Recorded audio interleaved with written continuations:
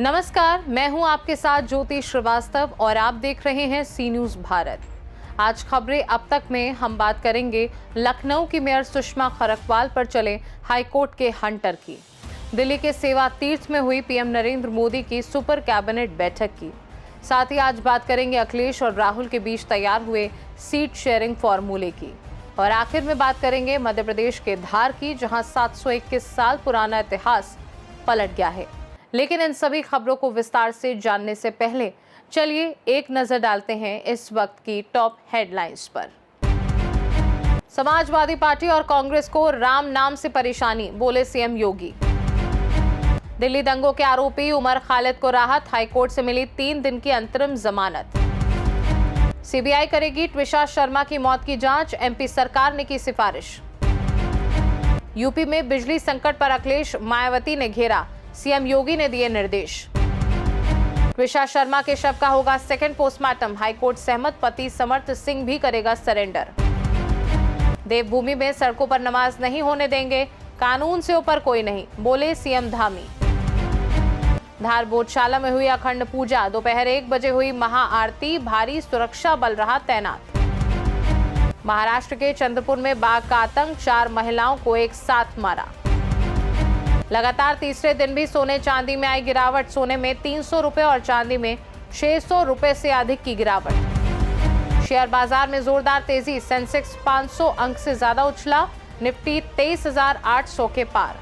तो चलिए शुरू करते हैं खबरों का सिलसिला और सबसे पहले बात करते हैं अपने पहले मुद्दे के बारे में। यूपी की सियासत और न्यायपालिका के इतिहास में 21 मई की तारीख एक ऐसे भूचाल के रूप में दर्ज हो गई है जिसने न सिर्फ लखनऊ नगर निगम बल्कि पूरे सूबे के राजनीतिक गलियारों को हिलाकर रख दिया है। जी हां, लखनऊ की प्रथम नागरिक यानी मेयर सुषमा खरकवाल, जो कल तक पूरे शहर के विकास और फाइलों पर अपनी कलम चलाती थी, आज कोर्ट के एक आदेश से पूरी तरह बेबस और शक्तिहीन हो चुकी हैं। इलाहाबाद हाईकोर्ट की लखनऊ बेंच ने एक ऐसा कड़ा और ऐतिहासिक चाबुक चलाया है जिसने मेयर साहिबा के सारे प्रशासनिक और वित्तीय अधिकार छीनकर उन्हें ठंडे बस्ते में डाल दिया है। खास बात यह है कि स्थानीय निकाय के इतिहास का ये पहला और सबसे दुर्लभ मामला बताया जा रहा है जहां किसी सिटिंग मेयर के सारे पावर कोर्ट ने एक झटके में सीज कर दिए हों। ये सिर्फ एक कानूनी आदेश नहीं है बल्कि उन हुक्मरानों को सीधा और सख्त संदेश है जो खुद को अदालत के आदेशों से ऊपर समझने की भूल कर बैठते हैं। आइए जानते हैं उस शपथ की पूरी इनसाइड स्टोरी जिसने लखनऊ की सबसे ताकतवर महिला नेता को अर्श से फर्श पर ला खड़ा किया। दरअसल इस पूरे सियासी और कानूनी ड्रामे की शुरुआत होती है साल 2023 के लखनऊ नगर निकाय चुनाव से। फैजुल्लागंज के वार्ड संख्या 73 में मुकाबला दिलचस्प था। भारतीय जनता पार्टी की तरफ से प्रदीप कुमार शुक्ला मैदान में थे, तो वहीं समाजवादी पार्टी समर्थित ललित किशोर तिवारी उन्हें टक्कर दे रहे थे। जब नतीजे आए तो बीजेपी के प्रदीप शुक्ला को विजयी घोषित कर दिया गया। जीत के बाद सपा प्रत्याशी ललित किशोर तिवारी चुप नहीं बैठे। उन्होंने प्रदीप शुक्ला के खिलाफ कोर्ट में एक याचिका दायर की थी। आरोप बेहद गंभीर थे कि प्रदीप शुक्ला पर आरोप लगा कि उन्होंने अपने चुनावी हलफनामे में अपनी दूसरी शादी की बात छिपाई और कई अनिवार्य व्यक्तिगत जानकारियों को छुपाकर चुनाव लड़ा। जहां कोर्ट में लंबी कानूनी जिरह चली, दोनों पक्षों की दलीलें सुनने के बाद अदालत ने पाया कि प्रदीप शुक्ला ने वाकई सच छुपाया था।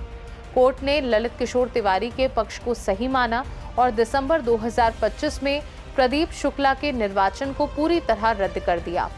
कोर्ट ने 19 दिसंबर 2025 को ललित किशोर तिवारी को वार्ड 73 का नया वैध पार्षद निर्वाचित घोषित कर दिया। नियम के मुताबिक उन्हें तुरंत पद और गोपनीयता की शपथ दिलाई जानी चाहिए थी, लेकिन यहीं से शुरू हुआ असली अहंकार और टालमटोल का खेल। जी हाँ, ललित किशोर तिवारी पार्षद तो घोषित हो गए, लेकिन मेयर सुषमा खरकवाल ने उन्हें शपथ दिलाने में कोई दिलचस्पी नहीं दिखाई। पूरे 5 महीने बीत गए, लेकिन सपा समर्थित पार्षद को नगर निगम की दहलीज पर कसम नहीं खाने दी गई। जिलाधिकारी और राज्य सरकार के निर्देशों को भी ताक पर रख दिया गया। इसके बाद ललित किशोर तिवारी दोबारा हाईकोर्ट पहुंचे। सीनियर एडवोकेट गौरव मेहरोत्रा ने कोर्ट में तिवारी का पक्ष पूरी मजबूती से रखा, जहां हाईकोर्ट ने इस मामले को बेहद गंभीरता से लिया। 13 मई की सुनवाई के दौरान मेयर और जिला मजिस्ट्रेट ने कोर्ट में व्यक्तिगत रूप से पेश होने से छूट मांगी थी। तब जस्टिस आलोक माथुर और जस्टिस SQH रिजवी की बेंच ने मेयर को साफ शब्दों में 1 हफ्ते का अल्टीमेटम दिया कि या तो शपथ दिलाओ, नहीं तो 21 मई को खुद कोर्ट में हाजिर हो जाओ। इस बीच अपनी कुर्सी बचाने के लिए बीजेपी के पूर्व पार्षद प्रदीप शुक्ला सुप्रीम कोर्ट तक दौड़ गए। उन्हें उम्मीद थी कि देश की सबसे बड़ी अदालत से राहत मिल जाएगी, लेकिन सुप्रीम कोर्ट ने भी उनकी याचिका को सिरे से खारिज कर दिया। यानी मेयर पक्ष के पास कानूनी रूप से बचने का कोई रास्ता नहीं बचा था। वहीं जब 21 मई को जस्टिस आलोक माथुर और जस्टिस कमर हसन रिजवी की खंडपीठ के सामने ये मामला दोबारा आया तो कोर्ट का पारा 7वें आसमान पर था। सुप्रीम कोर्ट और हाई कोर्ट दोनों जगह से राहत न मिलने के बावजूद आदेश की अवहेलना की जा रही थी। अदालत ने तल्ख टिप्पणी करते हुए साफ कहा कि कोर्ट के आदेशों और प्रशासनिक निर्देशों के प्रति ऐसी लापरवाही किसी भी कीमत पर स्वीकार नहीं की जाएगी। कोर्ट ने तुरंत एक ऐतिहासिक और अभूतपूर्व फरमान जारी कर दिया। जब तक नए पार्षद ललित किशोर तिवारी को पद की शपथ नहीं दिलाई जाती, तब तक मेयर सुषमा खरकवाल की सभी वित्तीय और प्रशासनिक शक्तियां पूरी तरह निलंबित और सीज रहेंगी। आपको बता दें, हाईकोर्ट के इस फैसले के बाद लखनऊ नगर निगम में हड़कंप मच गया है। अधिकारियों की धड़कनें बढ़ी हुई हैं और अब काम कैसे होगा। मेयर के अधिकार सीज होने का सीधा मतलब ये है कि सुषमा खरकवाल अब किसी भी विकास कार्य को मंजूरी नहीं दे पाएंगी, किसी भी वित्तीय प्रस्ताव या बजट संबंधी फाइल पर साइन नहीं कर पाएंगी, कोई प्रशासनिक निर्देश या विभागीय नियंत्रण लागू नहीं कर पाएंगी। कोर्ट ने साफ कर दिया है कि जब तक मेयर साहिबा पार्षद को शपथ नहीं दिलाती, तब तक लखनऊ नगर निगम के तमाम प्रशासनिक और वित्तीय कार्यों की पूरी कमान लखनऊ के जिलाधिकारी और नगर आयुक्त संभालेंगे। शासन स्तर पर भी वैकल्पिक व्यवस्था को सुचारू रूप से चलाने की तैयारी की जा रही है ताकि बजट और विकास कार्यों में ज्यादा देरी ना हो। आपको बता दें, सुषमा खरकवाल उत्तर प्रदेश भाजपा की एक बेहद कद्दावर और फायर ब्रांड महिला नेता मानी जाती हैं। मूल रूप से उत्तराखंड की रहने वाली सुषमा के पति प्रेम खरकवाल भारतीय सेना से रिटायर्ड हवलदार हैं। वे पिछले 30 सालों से भाजपा से जुड़ी हुई हैं और अवध क्षेत्र की महिला मोर्चा अध्यक्ष के रूप में भी लंबा काम कर चुकी हैं। इसके अलावा वे सैनिक कल्याण बोर्ड और रेलवे उपयोगकर्ता सलाहकार समिति की सदस्य भी रह चुकी हैं। साल 2023 के नगर निकाय चुनाव में बम्पर जीत दर्ज कर वह लखनऊ की 5वीं महिला महापौर बनी और 26 मई 2023 को उन्होंने पद संभाला था। सुषमा खरकवाल अपने काम के साथ साथ अपने कड़क और तल्ख बयानों के लिए जानी जाती हैं। दरअसल लखनऊ में 2 लाख बांग्लादेशी घुसपैठियों के प्रवेश करने का दावा करके उन्होंने देश भर की मीडिया में सुर्खियां बटोरी थी। मई अगस्त 2024 में लखनऊ में जलभराव और नालों की सफाई न होने पर उनका गुस्सा इस कदर फूटा था कि उन्होंने नगर निगम के अधिकारियों को सीधे भरे नाले में फेंकने की खुलेआम धमकी दे डाली थी।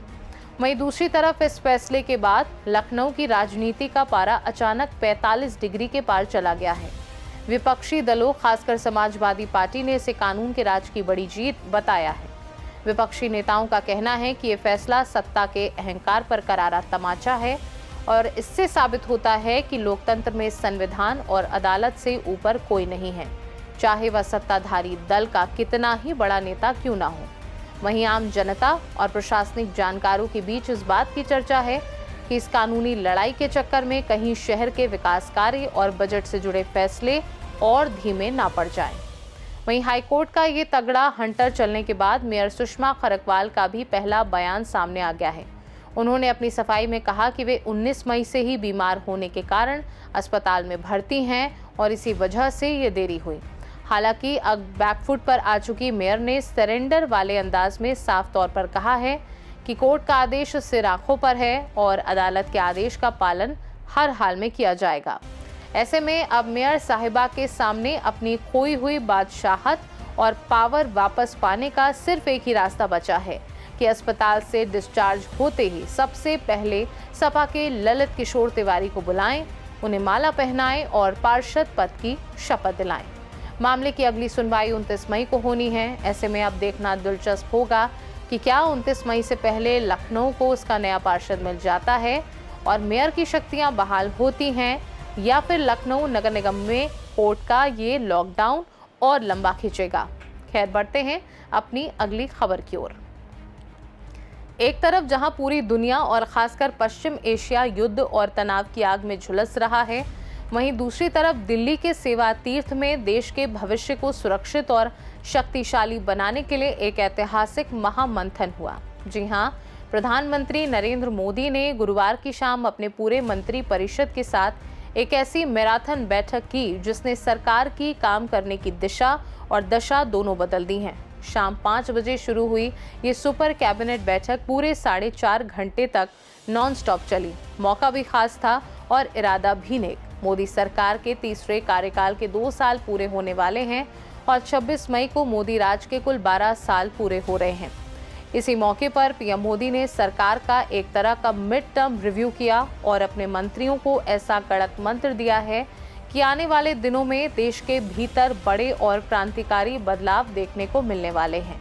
आइए जानते हैं इस मैराथन बैठक के भीतर की वो इनसाइड स्टोरी जो आपको हैरान कर देगी। इस पूरी बैठक की सबसे तड़कती भड़कती और चौंकाने वाली खबर ये रही कि प्रधानमंत्री नरेंद्र मोदी ने खुद मिसाल पेश करते हुए अपने सुरक्षा काफिले में भारी कटौती कर दी। दरअसल विदेश यात्रा पर जाने से पहले पीएम ने देशवासियों से डीजल पेट्रोल का खर्च कम करने और 1 साल के लिए सोना ना खरीदने की भावुक अपील की थी। इस अपील पर सबसे पहले खुद अमल करते हुए प्रधानमंत्री इस महाबैठक में तामझाम छोड़कर सिर्फ 2 गाड़ियों के छोटे से काफिले के साथ पहुंचे। पीएम मोदी की सादगी को देख गृह मंत्री अमित शाह, रक्षा मंत्री राजनाथ सिंह समेत कई केंद्रीय मंत्रियों और बीजेपी शासित राज्यों के मुख्यमंत्रियों ने भी अपनी सुरक्षा के काफिले को छोटा करने का बड़ा ऐलान कर दिया। पीएम ने साफ कह दिया है कि सुधारों की शुरुआत पहले खुद से और अपने करीबियों से होनी चाहिए। वहीं इस महाबैठक में कोई गपशप नहीं हुई, बल्कि मंत्रालयों का कड़ा इम्तिहान हुआ। कुल 9 मंत्रालयों ने प्रधानमंत्री के सामने अपना अपना रिपोर्ट कार्ड और प्रेजेंटेशन पेश किया। सबसे पहले वाणिज्य मंत्रालय ने अपना प्रेजेंटेशन दिया। इसके बाद पेट्रोलियम, गृह मंत्रालय, वित्त मंत्रालय और विदेश मंत्रालय जैसे भारी भरकम विभागों के काम का गहन रिव्यू किया गया। मंत्रियों को पहले ही साफ निर्देश थे कि उन्हें अपने सुधारों को 4 कड़े पैमानों पर कस कर दिखाना है। कानून में क्या बदलाव हुए, नियमों को कितना सरल बनाया गया, नीति में क्या क्या मोड़ आया, काम करने के तरीके में क्या सुधार हुआ। दरअसल पीएम ने साफ कर दिया कि फाइलों को दबाकर बैठने का जमाना गया। 21 मई की इस बैठक में उन 5 भाग्यशाली मंत्रालयों की तारीफ भी की गई जहां फाइलें बुलेट ट्रेन की रफ्तार से निपटाई जा रही हैं। साथ ही राज्य मंत्रियों को साइडलाइन ना रखकर उन्हें ज्यादा से ज्यादा काम सौंपने का कड़ा निर्देश कैबिनेट मंत्रियों को दिया गया। जाहिर है इस समय पश्चिम एशिया में जो भयंकर तनाव चल रहा है उसका सीधा असर पूरी दुनिया की इकोनॉमी पर है।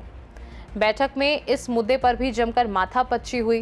प्रेजेंटेशन में साफ बताया गया कि इस वैश्विक संकट के असर से कोई भी देश अछूता नहीं है।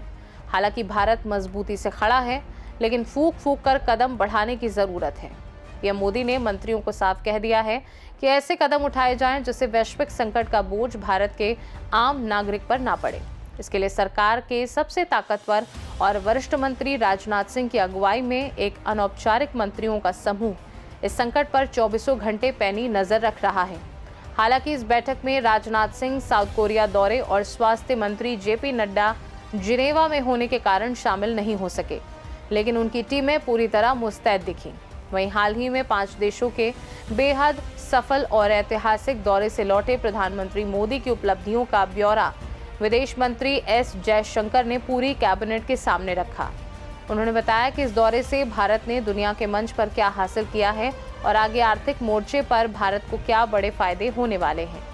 इसके साथ ही प्रधानमंत्री ने मंत्रियों को कुछ बड़े और कड़े आर्थिक निर्देश दिए, जैसे सभी मंत्रालय अपने अपने विभागों में गैर जरूरी और अनावश्यक खर्चों में तुरंत भारी कटौती लागू करें।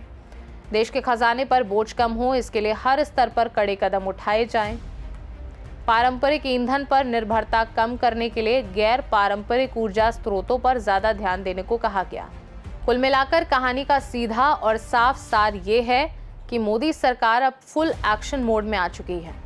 9 जून को मोदी 3.0 की दूसरी सालगिरह है और इसके लिए सभी विभागों से उनकी उपलब्धियों का पूरा कच्चा चिट्ठा मांग लिया गया है। पीएम मोदी ने अपने मंत्रियों को साफ संदेश दे दिया है कि कुर्सी पर बैठकर आराम करने के दिन चले गए।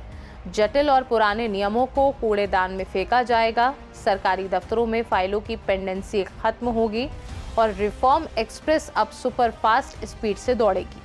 हालांकि प्रधानमंत्री का ये मिड टर्म रिव्यू मंत्रियों के लिए एक बड़ी चेतावनी भी है और एक बड़ा विजन भी।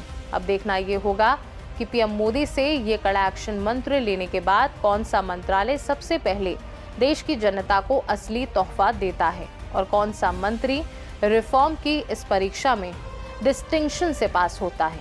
खैर, बढ़ते हैं अपनी अगली खबर की ओर। उत्तर प्रदेश की सियासत में शह और मात का खेल एक बार फिर अपने चरम पर पहुंच चुका है। 2024 के लोकसभा चुनावों में जिस इंडिया ब्लॉक ने देश के सबसे बड़े सूबे में बीजेपी के अजय विजय रथ को न सिर्फ रोका बल्कि उसे पीछे धकेल दिया, वही जोड़ी अब 2027 के विधानसभा चुनाव में यूपी की सत्ता से भाजपा को बेदखल करने के लिए लामबंद हो रही है। लखनऊ के हजरतगंज से लेकर दिल्ली के लुटियंस जोन तक बस एक ही चर्चा गर्म है कि क्या 2017 की फ्लॉप जोड़ी और 2024 की सुपरहिट केमिस्ट्री के बाद 2027 में सीट शेयरिंग की जंग इस दोस्ती में दरार डालेगी या फिर ये जोड़ी यूपी में कोई नया इतिहास लिखेगी। वहीं सपा प्रमुख अखिलेश यादव ने साफ कर दिया है कि कांग्रेस से दोस्ती अटूट रहेगी और 2027 की जंग सीटों के नंबर पर नहीं बल्कि सिर्फ और सिर्फ जीत के फॉर्मूले पर लड़ी जाएगी। दूसरी तरफ कांग्रेस के शहजादे राहुल गांधी ने अपने संसदीय क्षेत्र रायबरेली से मिशन 2027 का ऐसा बिगुल फूंका है कि पूरी कांग्रेस मशीनरी अभी से उम्मीदवारों के चयन और सीटों की मैपिंग में जुट गई है। आइए आपको बताते हैं इस दोस्ती और दावेदारी के भीतर चल रही वो इनसाइड स्टोरी जो यूपी की राजनीति में भूचाल लाने वाली है। जब जब यूपी में सपा और कांग्रेस के हाथ मिलाने की बात होती है तो इतिहास की दो तस्वीरें सामने आ जाती हैं। पहली बार 2017 के विधानसभा चुनाव में अखिलेश और राहुल एक साथ आए थे। तब सपा ने 311 और कांग्रेस ने 114 सीटों पर किस्मत आजमाई थी, जबकि 9 सीटों पर दोनों के बीच फ्रेंडली फाइट भी हो गई थी। नतीजा, जनता ने इस गठबंधन को नकार दिया और बीजेपी प्रचंड बहुमत से सत्ता में आ गई। लेकिन 7 साल बाद 2024 के लोकसभा चुनाव में जब ये दोनों दोबारा मिले तो केमिस्ट्री सुपरहिट रही।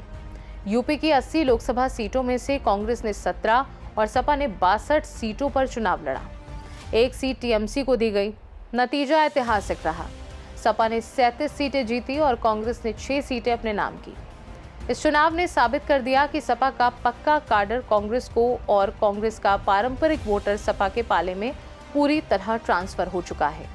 वहीं इस बार गठबंधन तो तय है, लेकिन सीटों के बंटवारे पर पर्दे के पीछे असली बार्गेनिंग शुरू हो चुकी है। जी हाँ, अखिलेश यादव इस बार किसी नंबर गेम में फंसना नहीं चाहते। उनका सीधा और कड़क स्टैंड है कि सवाल सीट का नहीं, जीत का है। दरअसल अखिलेश यादव का पूरा फोकस अपने पीडीए फॉर्मूले पर है। इस गणित के हिसाब से उत्तर प्रदेश की 403 विधानसभा सीटों में से करीब 325 सीटों पर समाजवादी पार्टी खुद अपने सिंबल पर चुनाव लड़ना चाहती है। अखिलेश उन सीटों पर रत्ती भर भी समझौता करने के मूड में नहीं है जहां सपा का काडर बेहद मजबूत है। 2022 के विधानसभा चुनाव में सपा प्रत्याशी दूसरे नंबर पर रहा था। अखिलेश ने साफ शर्त रख दी है कि कांग्रेस के पास सीट के साथ साथ मजबूत और जिताऊ उम्मीदवार का नाम भी होना चाहिए। वहीं दूसरी तरफ 2024 की सफलता ने मुरझाई हुई यूपी कांग्रेस में नए प्राण फूंक दिए हैं। 6 सीटें जीतने और 5 सीटों पर मामूली अंतर से हारने के बाद कांग्रेस का मनोबल 7वें आसमान पर है। कांग्रेस के रणनीतिकारों का तर्क है कि 2024 में उन्हें 17 लोकसभा सीटें मिली थी। उस हिसाब से हर लोकसभा में आने वाली 5 विधानसभा सीटों को जोड़ें तो 85 विधानसभा सीटों पर उनका स्वाभाविक दावा बनता है। कांग्रेस के अंदरूनी सूत्रों के मुताबिक पार्टी फिलहाल उत्तर प्रदेश की 100 से 120 सीटों पर मजबूत उम्मीदवारों की तलाश कर रही है। कांग्रेस की रणनीति यह है कि सपा के सामने 120 सीटों की मांग रखी जाए ताकि सौदेबाजी के बाद कम से कम 80 से 85 सीटें उनके हिस्से में जरूर आए। कांग्रेस की कोशिश है कि यूपी के हर जिले से कम 1 या 2 सीटों पर वह जरूर चुनाव लड़े। खास बात यह है कि सियासी जंग के लिए कांग्रेस ने जमीनी स्तर पर अपनी एक्सरसाइज शुरू कर दी है।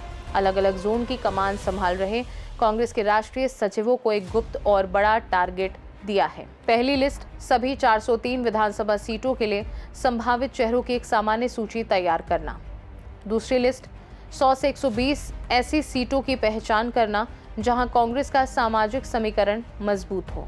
आपको बता दें, राष्ट्रीय सचिव खुद हर विधानसभा क्षेत्र में जाकर चुनाव लड़ने के इच्छुक नेताओं से फीडबैक ले रहे हैं, ताकि जब अखिलेश यादव के साथ टेबल पर सीट शेयरिंग की बात हो तो कांग्रेस सिर्फ सीटों की मांग ना करे, बल्कि जिताऊ उम्मीदवारों का पूरा बायोडेटा सामने रख दे। देखा जाए तो 2027 का ये चुनावी दंगल बेहद दिलचस्प होने वाला है। एक तरफ अखिलेश यादव का पीडीए रथ है तो दूसरी तरफ कांग्रेस का अपना पुराना मुस्लिम दलित ब्राह्मण सोशल इंजीनियरिंग फॉर्मूला। दोस्ती अपनी जगह पक्की है, लेकिन जब बात टिकट और रसूख की आएगी तो शह मात का खेल होना लाजमी है। ऐसे में सवाल है कि क्या कांग्रेस 2024 के अपने शानदार प्रदर्शन के दम पर सपा से 85 से 100 सीटें झटकने में कामयाब होगी, या फिर अखिलेश यादव बड़े भाई की भूमिका में रहते हुए कांग्रेस को 50 से 60 सीटों के भीतर समेट देंगे। लखनऊ से लेकर दिल्ली के सत्ता के गलियारों तक हर कोई इस बात का इंतजार कर रहा है कि रिफॉर्म और जोर से भरी इस जोड़ी का फाइनल सीट शेयरिंग फॉर्मूला क्या निकल कर आता है। हालांकि जो भी हो, इतना तो तय है कि यूपी की पिच पर इस बार मैच बड़ा कड़ा होने वाला है। खैर, जाते जाते आपको एक और अहम मुद्दे से रूबरू करा देते हैं। मध्य प्रदेश के धार में स्थित ऐतिहासिक भोजशाला को लेकर आए हाईकोर्ट के फैसले ने सदियों पुराना इतिहास पलट कर रख दिया है। 23 साल नहीं, बल्कि पूरे 721 साल बाद आज एक ऐसा शुक्रवार आया है जब भोजशाला परिसर में जुमे की अजान नहीं गूंजी, बल्कि चारों तरफ शंखनाद, हनुमान चालीसा और मां सरस्वती की महाआरती की गूंज सुनाई दी। दोपहर ठीक 1 बजे जो वक्त कभी नमाज का हुआ करता था, उसी वक्त आज हजारों श्रद्धालुओं की मौजूदगी में महाआरती का शंखनाद हुआ। हाईकोर्ट के इंदौर बेंच द्वारा भोजशाला को देवी सरस्वती का मंदिर करार दिए जाने के बाद आज पहले ही शुक्रवार को धार का माहौल पूरी तरह बदला हुआ नजर आया। संवेदनशील स्थिति को देखते हुए प्रशासन ने पूरे शहर को छावनी में तब्दील कर दिया है और खुद धार के एसपी घोड़े पर सवार होकर सुरक्षा का जायजा लेने पहुंचे। आपको बता दें, अदालत का आदेश आते ही सबसे पहला प्रहार उस व्यवस्था पर हुआ जो सालों से चली आ रही थी। भोजशाला के बाहर लगे उस पुराने बोर्ड को पूरी तरह हटा दिया गया, जिस पर लिखा था शुक्रवार को हिंदुओं का प्रवेश वर्जित है।